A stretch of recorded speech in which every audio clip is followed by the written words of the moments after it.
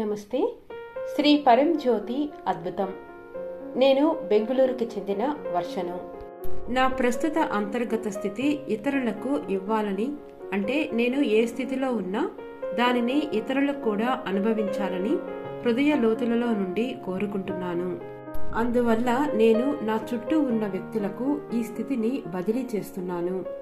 నేను శ్రీ పరంజ్యోతి సంకల్పం నెరవేర్చడానికి ఉన్నానని అనిపిస్తుంది.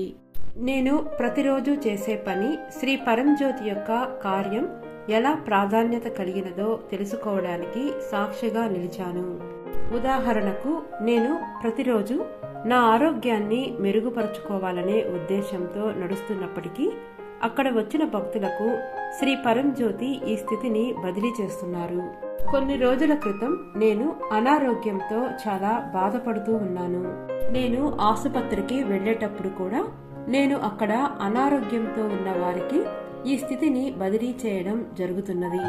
భగవంతుని నియంత్రణలో నేను ఎలా ఉన్నానని, అదీగాక నేను అన్నది ఎలా కనుమరుగవుతుందో చూడగలుగుతున్నాను. శ్రీ పరంజ్యోతితో నా బంధం గణనీయంగా పెరిగింది. శ్రీ పరంజ్యోతి నేను ఏది ప్రార్థించినా అది చిన్నదైనా ప్రాముఖ్యం కానిదైనా అన్ని నెరవేరుస్తున్నారు. నా కొరకు వాటిని ప్రత్యక్షమయ్యేలా చేస్తున్నారు. శ్రీ పరంజ్యోతి ఇంట్లో శంఖం రూపంలో ఇటీవల దర్శనమిచ్చారు. నన్ను శ్రీ పరంజ్యోతిని కలుపుతూ ఒక అనుసంధానం ఉందని నేను భావిస్తున్నాను. నిజానికి నేను వారిలో ఒక భాగమని భావిస్తున్నాను. కాబట్టి నేను నా మూలానికి తిరిగి వచ్చినట్లు భావించి శ్రీ పరంజ్యోతితో మాట్లాడినప్పుడు నేను చాలా భావానికి లోనవుతున్నాను.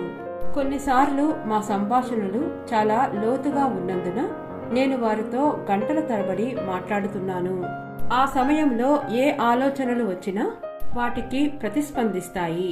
నెమ్మదిగా ఆ ఆలోచన మాయమైపోతున్నాయి. అలాగే నేను అన్నది నాలో కూడా కనుమరుగైపోతున్నది. నేను నా స్వంత ఉనికిని ప్రశ్నించే క్షణం వస్తుంది. ఈ స్థితి చాలా బాగుంది, కాబట్టి నేను ఈ స్థితిలో కరిగిపోవాలనుకుంటున్నాను. శ్రీ పరంజ్యోతి వారి సంకల్పం కోసం నన్ను వారి వాహనంగా ఉపయోగించుకున్నందుకు, అటువంటి సుందరమైన స్థితిని నాకు అనుగ్రహించినందుకు నేను హృదయపూర్వకంగా కృతజ్ఞతలు తెలుపుతున్నాను. అనంత కోటి ధన్యవాదములు శ్రీ పరంజ్యోతి. చాలా ధన్యవాదాలు. ఎప్పటికీ మీ దివ్య కమల పాదాల వద్ద నిలిచి ఉంటాను.